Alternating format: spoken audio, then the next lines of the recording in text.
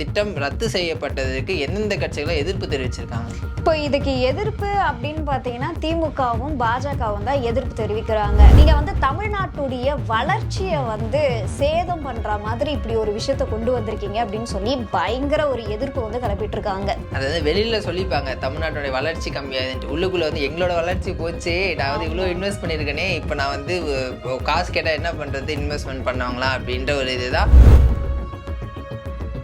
விஜய் அவர்கள் தன்னுடைய முதல் பிரச்சாரத்தை வந்து தொடங்கினது பரந்தூரில் தான். அன்னைக்கு சுச்சுவேஷனில் வந்து அந்த ஏரியா அப்படின்றது ஒரு ரெஸ்ட்ரிக்டட் ஏரியா மாதிரி தான் அந்த கவர்மெண்ட் வந்து ட்ரீட் பண்ணிச்சு. உள்ளே வந்து செய்தியாளர்கள் போக முடியாது, யூடியூபர்ஸ் போக முடியாது, இல்லை யாராச்சும் அந்த மக்களை பார்க்க போனால் கூட வந்து போக முடியாத அளவுக்கு தான் வச்சுருந்தாங்க. G² அப்படின்னு சொன்னாலே திமுக காரங்க பயப்படுறாங்கன்ற ஒரு குற்றச்சாட்டு. பயம் தாண்டி கதறாங்க, பதறாங்க. ஆமா. பட் இன்னொரு பக்கம் அந்த விவசாயிகள் இது எவ்வளோ சந்தோஷமாக இருந்தாங்கன்றத நம்மளால் வந்து பார்க்க முடியுது. அவங்க நினச்சிருப்பாங்க விஜயே வந்தாலும் இதை பண்ண முடியாது அப்படின்னு தான். ஏன்னா நிறைய பேர் நினச்ச ஒரு விஷயம் என்னென்னா, விஜயாலும் இது பண்ண முடியாது, ஏன்னா சென்ட்ரல் கவர்மெண்ட்டை எதிர்த்து அதானி குரூப்ஸை எடுத்து இதை பண்ண முடியுமா அப்படின்ற ஒரு இதெல்லாம் இருந்துச்சு. பட் அவர் தைரியமாக பண்ணது வந்து அவருடைய கட்ஸை தான் காட்டுது.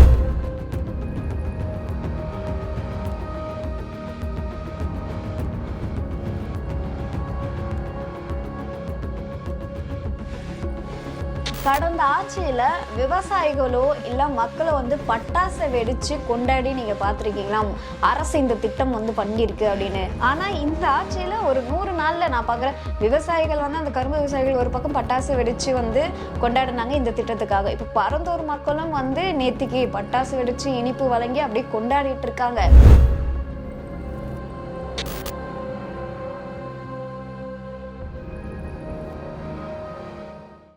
ஜாமான் டிவி நேயர்களுக்கு வணக்கம். நான் உங்க நவீன். நான் உங்க தீபிகா. தீபிகா மூஞ்செல்லாம் சோகமா இருக்கு, என்னாச்சு? இல்ல, பரந்தூர் விமான நிலையம் வந்து கேன்சல் பண்ணிட்டாங்க இல்லையா, அதுக்குதான் விவசாயிகள் சந்தோஷமா பட்டாசு அடிச்சு கொண்டாடிட்டு இருக்காங்களே. ஆனா ஒரு கேங் பாத்தீங்க அப்படின்னா பல கோடி இன்வெஸ்ட்மெண்ட் பண்ணிருக்காங்க. சோ இது மூலமா பரந்தூருக்கு கிடையாது, ஸோ அவங்களுடைய சொந்த ஒரு இன்வெஸ்ட்மெண்ட் அப்படின்னு சொல்லலாம். இப்போ இது கேன்சல் பண்ணதுனால அவங்க ரொம்பவே பாவம் இல்லையா. திமுக காரர்கள் எவ்வளவுதான் வந்து அடி வாங்குவாங்க, பாவம் எல்லாத்துலேயும் அடித்தா என்ன தான் பண்ணுவாங்க. நீங்கள் சட்டமன்றத்தில் போட்டு அடிச்சிட்டு இருக்காங்க. நீங்கள் சொன்ன மாதிரி பொதுமக்கள் பெருசாக அதில் வந்து இன்வால்வ் ஆகலை. அதை சுற்றி இருக்கக்கூடிய அந்த இடங்களை வாங்கினது திமுகவினர் அப்படின்ட்டு சட்டமன்றத்திலே ஆதவர்ஜனா குற்றம் சாட்டியிருக்காரு. சிடிஆர் அவர்கள் குற்றம் சாட்டியிருக்காரு. ஒரு ஒற்றை எழுத்து நிறுவனம் G² அதை பேஸ் பண்ணி இவங்க வந்து வாங்கினாங்க அப்படின்ற மாதிரியான பல்வேறு விஷயங்கள் வந்து போயிட்டுருக்கு. இதை இன்னும் நம்ம ஈஸியாக புரிஞ்சுக்கணும் அப்படின்னா, இந்த திட்டம் ரத்து செய்யப்பட்டதற்கு எந்தெந்த கட்சிகளும் எதிர்ப்பு தெரிவிச்சிருக்காங்க? இப்போ இதுக்கு எதிர்ப்பு அப்படின்னு பார்த்தீங்கன்னா திமுகவும் பாஜகவும் தான் எதிர்ப்பு தெரிவிக்கிறாங்க.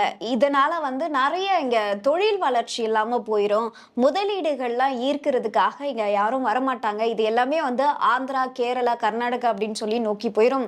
நீங்க வந்து தமிழ்நாட்டுடைய வளர்ச்சியை வந்து சேதம் பண்ற மாதிரி இப்படி ஒரு விஷயத்த கொண்டு வந்திருக்கீங்க அப்படின்னு சொல்லி பயங்கர ஒரு எதிர்ப்பு வந்து கிளப்பிட்டு இருக்காங்க. அதாவது வெளியில சொல்லிப்பாங்க தமிழ்நாட்டுடைய வளர்ச்சி கம்மியாதுன்ட்டு, உள்ளுக்குள்ள வந்து எங்களோட வளர்ச்சி போச்சு, நான் வந்து இவ்வளோ இன்வெஸ்ட் பண்ணியிருக்கேனே, இப்போ நான் வந்து காசு கேட்டால் என்ன பண்ணுறது, இன்வெஸ்ட்மெண்ட் பண்ணுவாங்களா அப்படின்ற ஒரு இதுதான்.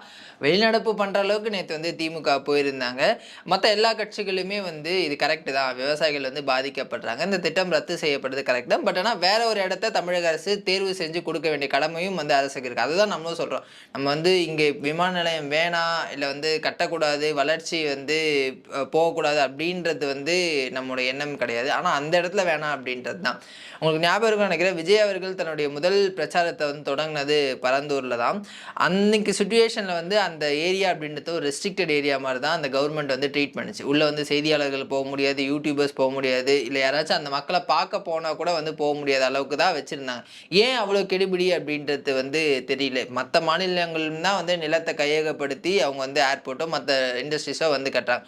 பட் குறிப்பாக அந்த மக்கள் வந்து கிட்ட 1000 நாட்களுக்கு மேலே போராடினாங்க. ஆனால் எந்த போராட்டமும் வெளியில் தெரியவே இல்லை. ஏன்னா இப்போ நியூஸ் சேனல்ஸ் உள்ள போல, யூடியூபர்ஸ் உள்ள போல அங்கே என்ன நடக்குது, அந்த மக்கள் வந்து என்ன மாதிரியான போராட்டங்களை முன்னெடுக்கிறாங்க, பல மக்கள் வந்து இறந்து போயிருக்காங்க, இந்த மாதிரியான தகவல்கள்லாம் வந்து வந்தது. ஸோ இந்த மாதிரி தான் அந்த அரசு வந்து வச்சிருந்து. ஏன் அவ்வளோ பயம் அப்படின்றது வந்து தெரியல. அந்த சுச்சுவேஷன் தான் விஜய் வந்து போனார், நான் உங்களுக்காக எப்போவுமே வந்து இருப்பேன் அப்படின்ற உறுதியை கொடுத்தாரு. கொடுத்த மாதிரி இன்னைக்கு வந்து செஞ்சுட்டார். இப்போ திமுக வந்து ஏன் இதுல வந்து இன்வால்வ் ஆகியிருக்கு அப்படின்னு சொல்றாங்கன்னா, நான் பார்த்த சில தகவல்கள், கேட்ட தகவல்லாம் என்ன அப்படின்னா, இந்த G² அப்படின்னு சொன்னாலே திமுக காரங்க பயப்படுற பயப்படுறாங்கன்ற ஒரு குற்றச்சாட்டு கதறாங்க, வந்து. ஆமா பயம் தாண்டி கதறாங்க, பதறாங்க என்னன்னு ஆமா இந்த ரியல் எஸ்டேட் நிறுவனம் வந்து திமுகவுடைய நெருக்கமான நிறுவனம் அப்படின்னு வந்து சொல்லப்படுது. சோ இந்த நிறுவனம் என்ன பண்ணிருக்காங்க அப்படின்னா, இப்படி ஒரு விஷயம் விமான நிலையம் வரப்போகுது அப்படின்னு கேள்விப்பட்டிருப்பாங்க இல்லையா, அப்பவே வந்து அவங்களுடைய இந்த பிளாக் மணிஸ்லாம் எடுத்துட்டு போயிட்டு குறைந்த விலைக்கு தான் விவசாய நிலம் வந்து இருக்கும். ஸோ அதை வந்து அதிக ரேட்டு 3 மடங்கு 4 மடங்குன்னு வந்து காசை கொடுத்து அதை வாங்கியிருக்காங்க அப்படின்ற ஒரு குற்றச்சாட்டு வந்து இவங்க மீது இருக்கு. ஸோ இது போல நடந்ததாகவும் சில தகவல்லாம் வந்து வெளியாகி இருந்தது. ஸோ அதுக்கப்புறம் இந்த விமான நிலையம் வரப்போகுது அப்படின்னு தெரிஞ்சதுக்கு அப்புறம் ஸோ உடனே இவங்க என்ன நினைச்சிருப்பாங்க, விமான நிலையம் வந்து எப்படியும் நம்ம பிளான் பண்ண மாதிரி கண்டிப்பா வந்துரும், வரவும் போது அதுக்கான முயற்சியிலும் வந்து ஈடுபட்டுட்டாங்க. ஸோ இது வந்து பல கோடி நமக்கு இதன் மூலயமா வந்து காசு கிடைக்க போகுது அப்படின்னு சொல்லி ரொம்பவே ஜாலியா இருந்தாங்க. ஸோ ஆனா ஆட்சி மாறினதுக்கு அப்புறம் அந்த ஒரு மகிழ்ச்சி நிலைக்கும் நம்ம வந்து நினைக்க முடியாது இல்லையா. எல்லாரும் திமுகவை போலவே இருப்பாங்க அப்படின்னு சொல்லிட முடியாது. சோ இந்த அரசு பாத்தீங்க அப்படின்னா இதற்காக ஆராய்ந்திருக்காங்க, இதனுடைய உண்மைத்தன்மை என்ன, இந்த இடத்துல ஏர்போர்ட் வந்தா என்ன நடக்கும், இதனால எவ்வளவு பாதிப்பு அந்த பகுதி மக்களுக்கா இருக்கட்டும் சென்னைக்கா இருக்கட்டும் அப்படின்னு சொல்லி ஆராய ஆரம்பிக்கும் பொழுதுதான் நிறைய தகவல்கள் வந்து வெளியாகுது. இங்க வந்து விமான நிலையம் வந்தா எதிர்காலத்துல வந்து ஆல்ரெடி சென்னையில வெள்ளம் வந்து அதிக அளவில் வரும், இதனால எவ்வளவோ மக்கள் வந்து பாதிக்கப்படுறாங்க. ஸோ இந்த விமான நிலையம் வந்தா அங்க வந்து வெள்ளம் மிகப்பெரிய அளவில் வந்து ஏற்படக்கூடிய வாய்ப்புகள் இருக்கு, இதனால சென்னை மக்களுமே வந்து பாதிப்படைவாங்க அப்படின்ற ஒரு விஷயம்லாம் வந்து கண்டுபிடிக்கிறாங்க. அதே போல நீர்நிலைகள் வந்து நிறைந்த ஒரு பகுதியாக தான் அது வந்து இருக்கு. ஸோ அப்படி இருக்கும் பொழுது விவசாயத்துக்கு வந்து அது ரொம்பவே பயனுள்ளதா இருக்கும். விவசாயிகள் எல்லாருமே அந்த நிலத்தை நம்பி தான் அங்க ஒரு குறிப்பிட்ட மக்கள் வந்து வாழ்ந்துட்டு இருக்காங்க. ஸோ இதெல்லாம் பார்க்கும் பொழுது இந்த விஷயங்கள்லாம் அழிச்சு ஒரு விமான நிலையம் வந்து வேணுமா அப்படின்னு கேட்டா இப்போதைக்கு அந்த அளவுக்கு அவசியம் இல்லை. விமான நிலையம் வந்து வேணும் தான், அது வந்து மாற்றும் இடம் வந்து எவ்வளவோ இருக்கு. ஸோ அந்த பகுதிகளை தேர்ந்தெடுத்து நம்ம பண்ணிக்கலாம். ஆனா இப்படி ஒரு இன்னல்களை அந்த மக்களுக்கு கொடுத்துட்டு இந்த விமான நிலையம் வந்து வர வேண்டாம் அப்படின்றதுக்காக தான் தாவேகா வந்து இதை வந்து ரத்து பண்ணியிருக்காங்க. அண்ட் அதே மாதிரி இதே மாதிரி ஒரு இன்சிடென்ட் வந்து கேரளாலையும் வந்து நடந்திருக்கு. இந்த மாதிரியான ஃபார்மர்ஸோட லேண்டை கையகப்படுத்தி கொச்சினோட ஏர்போர்ட் வந்து கட்டியிருக்காங்க போல். 2018 அந்த வந்து பெரும் வெள்ளம் மழை காரணமாக வந்து அந்த விமான நிலையத்தை 14 நாட்கள் மூடி இருக்காங்க. ஸோ ஒரு ஒரு ஒரு ஸ்டேட்டோட ஒரு முக்கியமான விமான நிலையத்தை நீங்கள் 14 நாட்கள் மூடினீங்க அப்படின்னா பேசஞ்சர்ஸோட சிரமம் விடுங்க, அது ஒரு பக்கம், எக்கனாமிக்கலாக எவ்வளோ பாதிக்கப்படும் அப்படின்றது பாருங்க. கேரளாக்கே அந்த நிலைமை அப்படின்னா நமக்கு சென்னை சும்மா மழை வந்தாவே வந்து வெள்ளம் அப்படி தேங்கும் தண்ணி எல்லாம். அப்படி இருக்கும்போது ஒரு பெரும் வெள்ளம் வந்துச்சு அப்படின்னா இப்ப பாருங்க அங்கே 14 நாள்னா இங்கெல்லாம் மாச கணக்குல மூடி வைக்கணும். ஆமா, இதுவும் திமுக வைக்கக்கூடிய முக்கிய விஷயம் என்னன்னா நாங்க வர்த்தக ரீதியா வந்து பயன்பாட்டுக்கு தான் இதெல்லாம் வந்து சொல்றோம். யாரோட வர்த்தகம் அது வந்து அவங்க சொல்றாங்க இல்லையா, அப்போ அதெல்லாம் யோசிச்சு பாருங்க எந்த அளவுக்கு ஒரு பின்னடைவை வந்து சந்திக்கும் இது போன்ற ஒரு இடத்துல வந்து கட்டணா.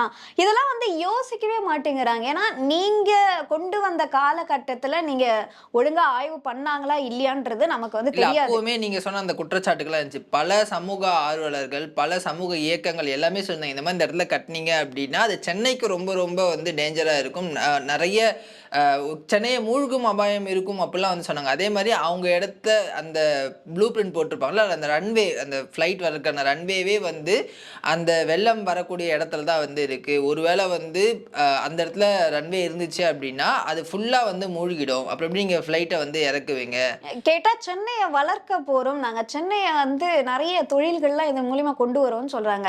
ஆனா சென்னையை அழிச்சதுக்கு அப்புறம் நீங்க என்ன தொழில்களை கொண்டு வர போறீங்க, என்ன முதலீடுகளை கொண்டு வர போறீங்க அப்படின்ற மாதிரி தான் இருக்கு ஒருவேளை அந்த விமான நிலையம் வந்தா. ஏன்னா ஆரம்ப காலகட்டத்துல இதை வந்து அதிமுக தான் இதுக்கான ஸ்டெப்பை வந்து எடுத்து வச்சிருக்காங்க. அப்போ அந்த பகுதி மக்கள் வந்து ஒரு மிகப்பெரிய எதிர்ப்பை வந்து கிளப்பியிருக்காங்க. ஸோ உடனே வந்து அதிமுக என்ன பண்றாங்கன்னா சரி அப்படின்னு சொல்லி அதை கிடப்பிலேயே போடுறாங்க. ஸோ இந்த அதிமுக கைவிட்டதை நம்ம எப்படியாவது பிடிச்சே ஆகணும் அப்படின்ற ஒரு விஷயத்துக்காகவே திமுக இது போன்ற செயல்களில் ஈடுபடுதோ அப்படின்னு நிறைய சந்தேகங்கள் எல்லாம் கூட இப்போ வந்து எழும்புது. சந்தேகங்கள் அவங்க பண்ணக்கூடிய விஷயங்களை பார்க்கும்போது உங்களுக்கு கன்ஃபார்மே இருக்கும், வெளிநடப்பு பண்ணுறாங்க, ஒவ்வொருத்தராக வந்து ப்ரெஸ் மீட் கொடுத்து கதறிட்டு இருக்காங்க. பட் இன்னொரு பக்கம் அந்த விவசாயிகள் இது எவ்வளோ சந்தோஷமாக இருந்தாங்கன்றத நம்மளால் வந்து பார்க்க முடியுது. அவங்க நினச்சிருப்பாங்க விஜயே வந்தாலும் இதை பண்ண முடியாது அப்படின்னு தான். ஏன்னா நிறைய பேர் நினச்ச ஒரு விஷயம் என்னென்னா விஜயாலும் இது பண்ண முடியாது, ஏன்னா சென்ட்ரல் கவர்மெண்ட்டை எதிர்த்து அதானி குரூப்ஸை எடுத்து இதை பண்ண முடியுமா அப்படின்ற ஒரு இதெல்லாம் இருந்துச்சு. பட் அவர் தைரியமா பண்ணது வந்து அவருடைய கட்ஸை தான் காட்டுது. ஸோ அவர் பார்க்கும்போது நான் ப்ராமிஸ் கொடுத்தேன், அதை நான் வந்து நிறைவேற்றுறேன் அப்படின்னா இன்னைக்கு அந்த மக்கள் வந்து ஹாப்பியா இருக்கிறத நம்மளால பார்க்க முடியுது. பட் ஒரு கூட்டம் வந்து கதறிட்டு தான் இருக்கு. இல்ல பல திமுகவை சார்ந்த திமுகவினுடைய அபிமானியா இருக்கக்கூடிய பல நடிகைகளும் அங்க வந்து லேண்ட் வாங்கி போட்டிருக்கிறதா ஒரு தகவல் அது இருக்கு. கூட பரவாயில்ல. இந்த ஏர்போர்ட்லாம் வர்றதுக்கு இந்த பேச்செல்லாம் அடிபடுறதுக்கு முன்னாடியே ஸ்டாலின் அவர்களுடைய மருமகன் சபரீசன் அவர்கள் கூட வந்து ஏதோ முதலீடுகள்லாம் கொண்டு வர போறோம் அப்படின்னு பேசி அங்க போய் நிலங்கள்லாம் ஆய்வு பண்ணதாலாம் சில தகவல்கள் வந்து வெளியாச்சு. அதையும் நான் வந்து பார்த்தேன், படிச்சிருந்தேன். ஸோ அப்படி இருக்கும் பொழுது இது எல்லாமே ஒரு பிளானடா இது வந்து திமுக பண்ணிட்டு இருக்கோ அப்படின்ற ஒரு கேள்விதான் எழும்புது. கேள்வியில வேணாம் பண்ணிட்டு இருக்கு. அவங்க பண்ணக்கூடிய விஷயங்களை பார்க்கும்போதே நமக்கு வந்து தெரியுது. அது மட்டும் இல்லாமல் விஜய் அவர்களுக்கு இன்னும் ஒரு சவாலும் இருக்குது. இதுக்கான இன்னொரு இடத்தும் வந்து தேர்வு செய்யணும். ஏன்னா சென்னை பக்கத்தில் அவ்வளோ பெரிய லேண்டை வந்து இருக்குமா அப்படின்னு தெரியல. எங்கே நீங்கள் லேண்ட் எடுத்தாலும் அங்கே இருக்கக்கூடிய மக்கள் வந்து போராடுவாங்க. ஆனால் விவசாய நிலங்கள் கூடாதுன்றது அடிப்படை. ஏன்னா விவசாயம் அப்படின்றது நமக்கு ரொம்ப முக்கியமான ஒரு விஷயம் இல்லையா? ஸோ அந்த மக்கள் கூடாது அப்படின்றதுக்காக இந்த ஒரு பிளான் பண்ணியிருக்காங்க.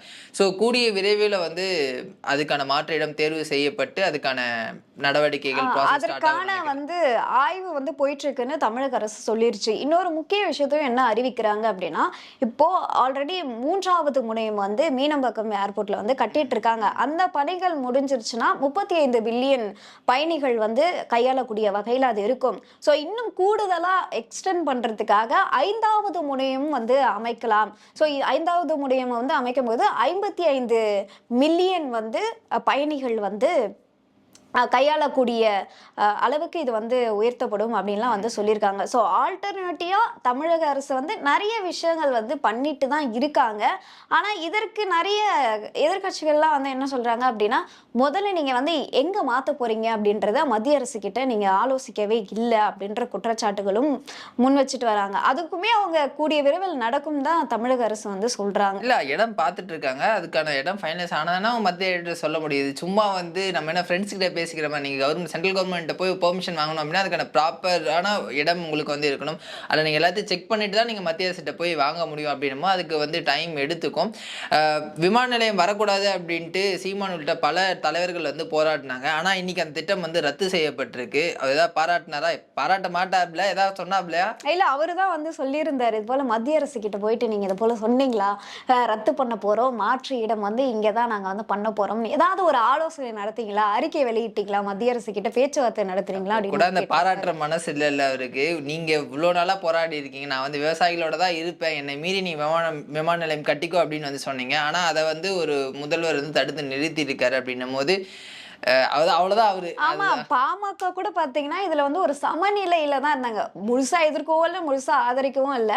ஆனா அவங்களே வந்து என்ன சொல்லியிருக்காங்கன்னா, விவசாயிகள் வந்து பாதுகாக்கிறதுக்காக இந்த ஒரு முயற்சியில் ஈடுபட்டது வரவேற்க வேண்டிய விஷயம் தான் அப்படின்னு சொல்லி அவங்களே வந்து பாராட்டி இருக்காங்க. திமுக எவ்வளவு அண்ணன் வந்து சமரசத்துல இருக்காரு அப்படின்ட்டு வந்து இதுலயே தெரிஞ்சு. ஏன்னா முதல் நாளா அவர் தான் வந்து இதை பாராட்டி இருக்கணும். நீங்க வந்து அரசின் மீது பல்வேறு குறைகளை சுட்டி காட்டுறீங்க, ஓகே, பட் இந்த மாதிரி நல்ல விஷயங்கள் பண்ணும் போதும் நீங்க அதை வந்து ஆதரிக்கணும் இல்லையா? அப்பதான் நீங்க ஒரு நடுநிலையா கட்சி நடத்துறீங்க அப்படின்னு உங்களை நம்பிட்டு இருக்க சில பேருக்கு கூட அது வந்து புரியும். ஸோ அந்த மாதிரி தான் வந்து இருக்குது. ஸோ இந்த விமான நிலையம் வந்து ரத்து செய்யப்பட்டது விவசாயிகள் ஒரு பக்கம் கொண்டாட்டிருக்காங்க. பொதுமக்கள் பார்க்கும்போது ஏன் விவசாய நிலத்தை அடித்து இதை கொண்டு வரணும் அப்படின்றது தான் அவங்களோட. ஸோ இந்த திமுக பண்ணக்கூடிய விஷயங்கள் எல்லாமே மக்களுக்கு தெளிவாக தெரியுது. ஸோ திமுக ஈகோ சிஸ்டமில் இருக்கக்கூடிய ஒரு சில பத்திரிகையாளர்கள், ஒரு சில பத்திரிகை நிறுவனங்கள், இவங்க எல்லாம் தான் வந்து இதை வந்து எதிர்த்துட்டு இருக்காங்களே தவிர பொதுமக்களுக்கும் கிளியராக தெரியும், அங்கே இருக்கக்கூடிய மக்களுக்கும் வந்து கிளியராக தெரியும். குறிப்பாக சென்னை மக்களுக்கு கிளியராக தெரியும். இதில் நான் முக்கியமாக என்ன குறிப்பினேன்னா, கடந்த ஆட்சியில் விவசாயிகளோ இல்ல மக்களோ வந்து பட்டாசை வெடிச்சு கொண்டாடி நீங்க பாத்திருக்கீங்களா, அரசு இந்த திட்டம் வந்து பண்ணிருக்கு அப்படின்னு? ஆனா இந்த ஆட்சியில ஒரு 100 நாள்ல நான் பாக்குறேன், விவசாயிகள் வந்து அந்த கரும்பு விவசாயிகள் ஒரு பக்கம் பட்டாசு வெடிச்சு வந்து கொண்டாடினாங்க இந்த திட்டத்துக்காக. இப்ப பரந்தூர் மக்களும் வந்து நேத்திக்கு பட்டாசு வெடிச்சு இனிப்பு வழங்கி அப்படியே கொண்டாடிட்டு இருக்காங்க. அப்ப வந்து இவ்வளோ விஷயங்கள் வந்து பண்ணும் பொழுது தாவேக்கா எதுவுமே பண்ணல, ஆட்சி வந்து ஏமாற்றம் அப்படின்ற தொழில் வளர்ச்சியை தடுக்குது அப்படி இப்படின்னு குற்றச்சாட்டு தான் வச்சிருக்காங்க. என்னதான் குற்றச்சாட்டு வச்சாலும் இதெல்லாம் நிதர்சனமான உண்மை அப்படின்றது அவங்களுக்கு எப்ப தெரிய போகுதுன்னு தெரியல. ஏதோ இந்த அடி அடிச்சிட்டு இருக்காங்களே சட்டமன்றத்தில், கூடியதுக்கு ஒரு ரியலைசேஷனுக்கு வந்துருவாங்கன்னு நினைக்கிறேன். நம்ம எதிர்க்கட்சி தலைவர் வேற வீக்கெண்ட் முடிஞ்சு இன்னைக்கு தான் வந்திருக்காருன்னு நினைக்கிறேன். வந்தாரா சட்டமன்றம் வந்திருக்காரா? வந்திருக்காரு.